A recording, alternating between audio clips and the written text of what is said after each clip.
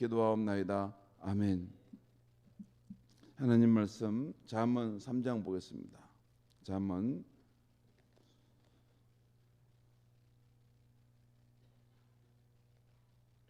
3장 11절부터 35절까지 보겠습니다.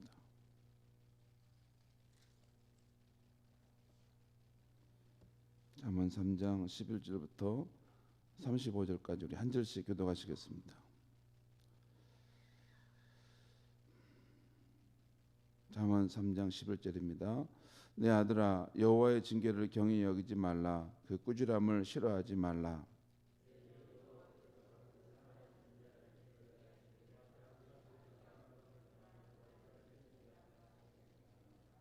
지혜를 얻는 자와 명철을 얻은 자는 복이 있나니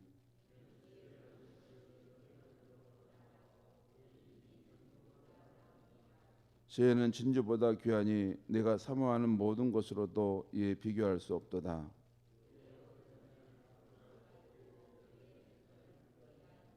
그 길은 즐거운 길이요 그의 지름길은 다 평강이니라.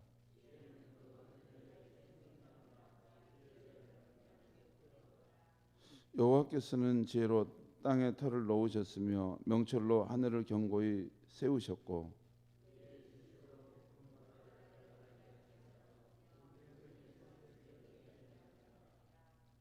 내 아들아, 완전한 지혜와 근신을 지키고 이것들이 내 눈앞에서 떠나지 말게 하라.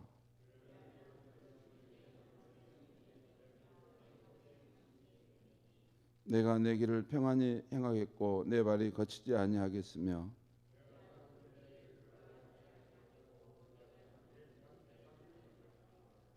너는 갑작스러운 두려움도 악인에게 닥치는 멸망도 두려워하지 말라.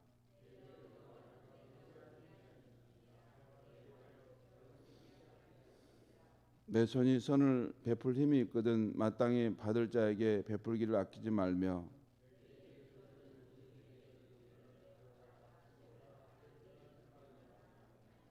내 이웃이 내 곁에서 평안히 살거든 그를 해하려고 꾀하지 말며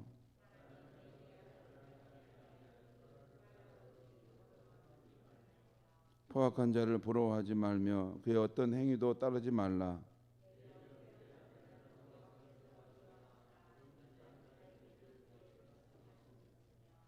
악인의 집에는 여호와의 저주가 있거니와 의인의 집에는 복이 있느니라.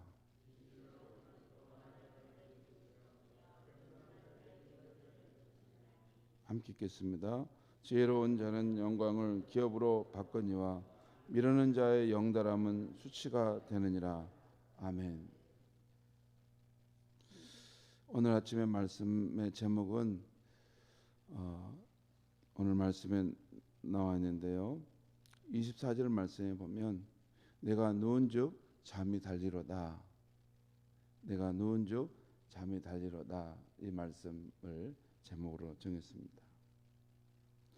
오늘 말씀은 이 지혜의 근원이신 하나님께서 우리 삶과 관련해서 몇 가지 사실을 말씀해주고 있습니다. 먼저 여호와께서는 마치 아버지가 그 아들을 징계하는 것 같이 징계하시는 분이라는 것입니다. 이때 이 징계는 그냥 막 이렇게 하는 징계라기보다는 훈육의 차원의 징계입니다. 훈육. 자식이 잘 되라고 이렇게 하는 그런 징계입니다.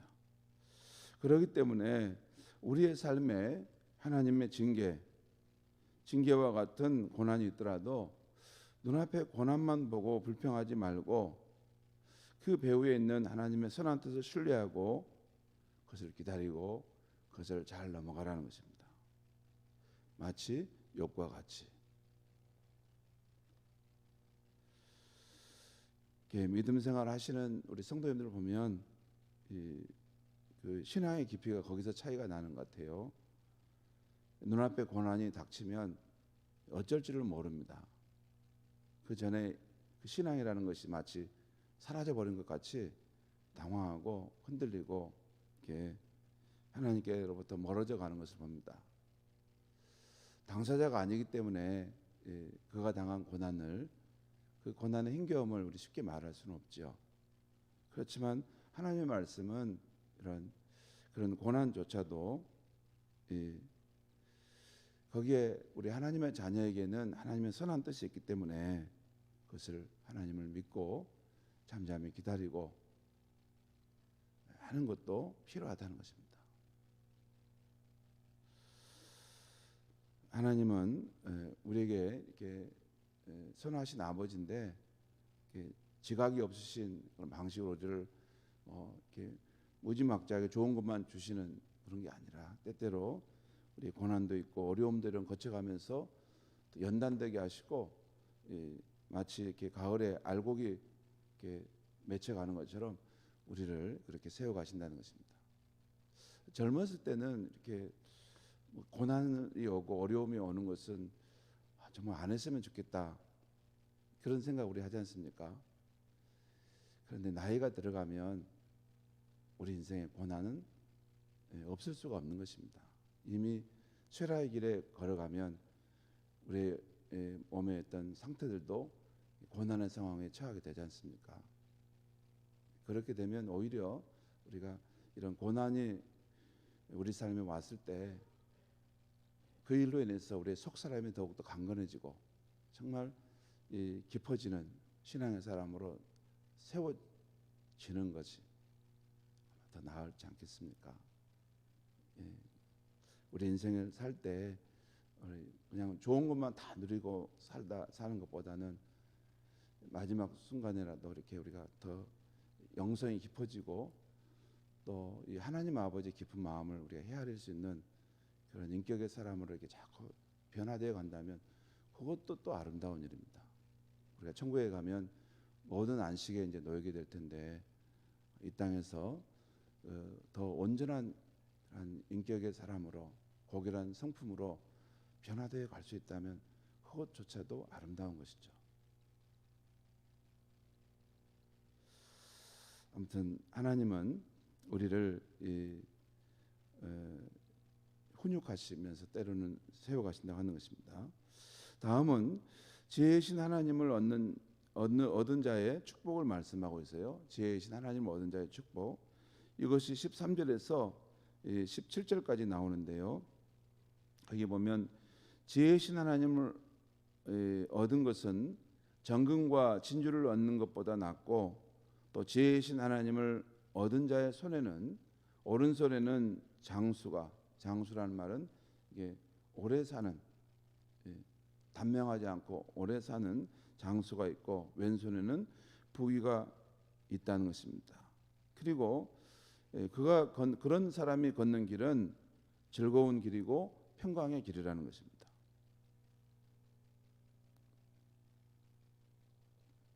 지혜를 얻는 것, 지혜는 어디서 옵니까? 하나님께로부터 오는 것인데 지혜이신 하나님을 얻는 것은 정금과 진주를 얻는 것보다 낫고 또 그의 인생의 길은 즐거운 길이고 평강의 길이 된다는 것입니다. 그리고 또 여호와께서는 그의 지혜와 명철과 지식으로 하늘과 땅과 바다를 만드셨다는 것입니다. 이것이 오늘 19절에서 20절에 나와 있습니다. 그의 지혜로 명철로 지식으로 하늘과 땅과 바다를 만드셨다. 제가 최근에 서울대 천체물리학과 교수인 우종학 교수라는 분이 쓴 이분이 신실한 기독교인인데 이분이 쓴 학문적인 그런 책을 좀 읽어봤어요. 그랬더니 지금의 천체물리학자들이 대부분 공통적인 의견이 우리의 밤하늘에 펼쳐진 이 우주를 보면 이게 최고의 지혜를 가지신 분이 지성을 가지신 분이 설계한 것처럼 이 우주의 이 구조가 아주 합리적인 질서와 조화를 이루고 있다는 것입니다. 부분으로는 이렇게 약간 블랙홀도 있고 혼돈의 상황도 있지만 이 태양계 또 은하계 또 은하들과 은하들이 연결되는 그런 수없이 광활한 이 우주지만 이게 어떤 구조와 질서를 가지고 조화롭게 이게 지금 움직이고 있다는 것입니다. 그것을 볼 때 이 천체 과학자들이 생각할 때 이게 어떻게 우연 발생적으로 이렇게 질서와 조화가 있는 세상이 될 수 있을까? 그럴 수 없다는 것입니다. 누군가 아주 최고의 지성을 가진 뛰어난 분이 이것을 설계했기 때문에 현재 이런 우주의 형태가 될 수 있지 않겠는가? 그러죠. 그러지 않겠습니까? 어디에 아주 뭐냐면 뛰어난 인공지능이 어디에 있다면 이게 저절로 어디 생길 수 있겠습니까? 그것을 누가 설계하고 그것을 만들었던 어떤 그 배후에 지성적인 존재 인간이 있었던 것이죠. 마찬가지입니다. 이 광대무변한 우주가 우연 발생적으로 아무렇게나 막 되어 있지 않고 이게 합리적인 지혜와 이런 질서를 따라 이렇게 되어 있다는 것입니다. 과학자들의 말에 의하면 이 우주의 질서가 얼마나 합리적이냐면 수학적 계산으로 정확하게 떨어질 수 있을 만큼 깔끔하게 정리가 된다는 것입니다. 왜 그럴까요? 오늘 말씀 19절 20절에 무슨 말씀이 있습니까? 바로 여호와 하나님께서 그 지혜로 그 명철로 그 지식으로 하늘과 땅과 바다를 측량하고 생각해서 그것을 설계했기 때문에 그런 일이 있지 않겠습니까? 그것이 우리가 믿는 신앙입니다.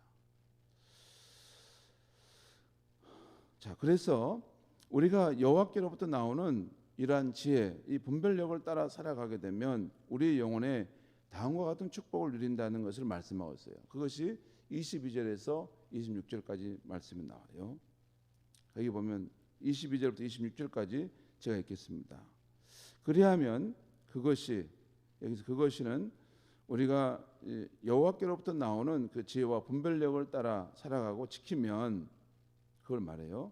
그렇게 하면 그것이 내 영혼의 생명이 되며 내 목의 장식이 되리니 내가 내 길을 평안히 행하겠고 내 발이 거치지 아니하겠으며 내가 누울 때 두려워하지 아니하겠고 내가 누운즉 내 잠이 달리로다.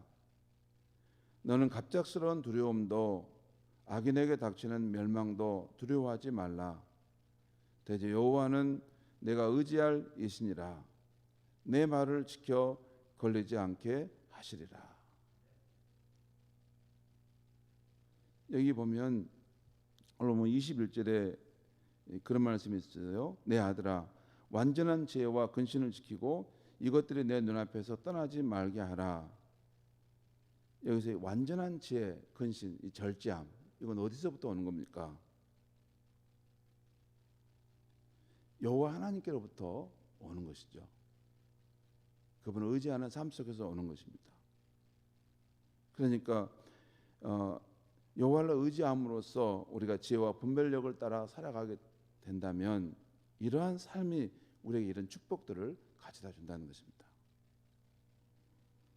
그리고 오늘 보면 27절에서 30절까지에서는 우리의 손이 선을 베풀 힘이 있거든 도움을 요청하는 이들에게 주저하지 말고 선을 베풀라라고 말씀하고 있어요.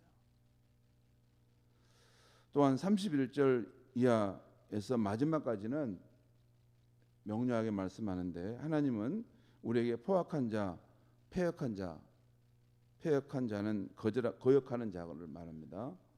또 악인, 거만한 자, 미련한 자의 길을 가지 말고 정직한 자, 의인, 겸손한 자, 지혜로운 자의 길을 따라 걸어가라 하고 있습니다.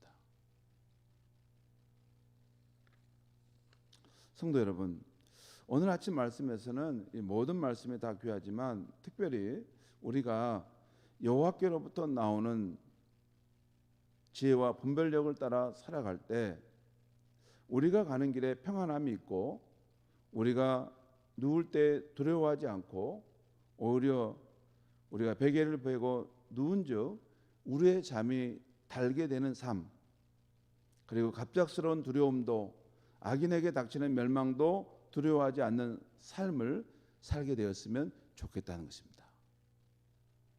왜냐하면 지금은 코로나 상황으로 세상이 흉흉하기 때문입니다.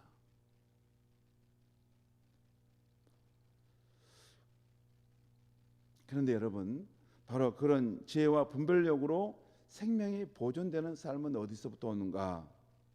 오직 여호와 하나님을 의지하는 삶에서 나온다는 것입니다. 그건 여호와를 의지하고 신뢰하며 살아갈 때 그분이 우리의 발을 지켜서 걸려 넘어지지 않게 하신다는 것입니다. 성도 여러분, 우리가 삶을 살 때 복잡하게 사는 길이 있고 단순하게 사는 길이 있습니다. 어제 제가 어떤 한 다큐 프로그램을 보는데 그분이 대법관 하신 분이에요.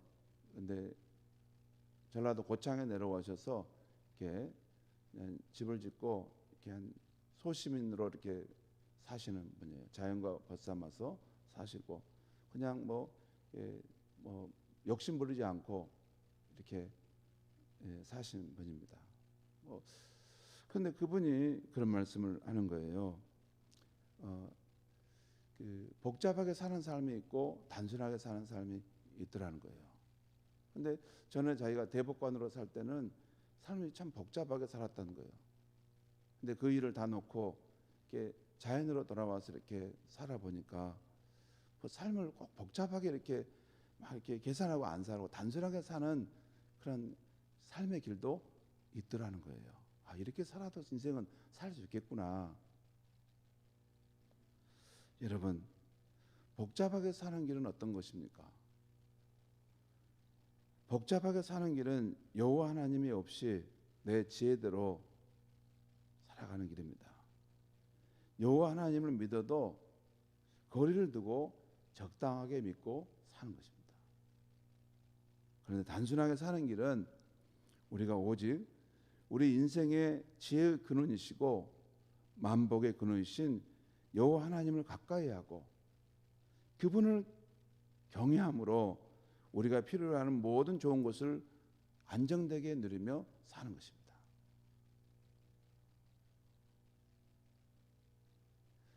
만복의 근원이신 여호와 한 분 하나님 안에 다 있는 거 아닙니까?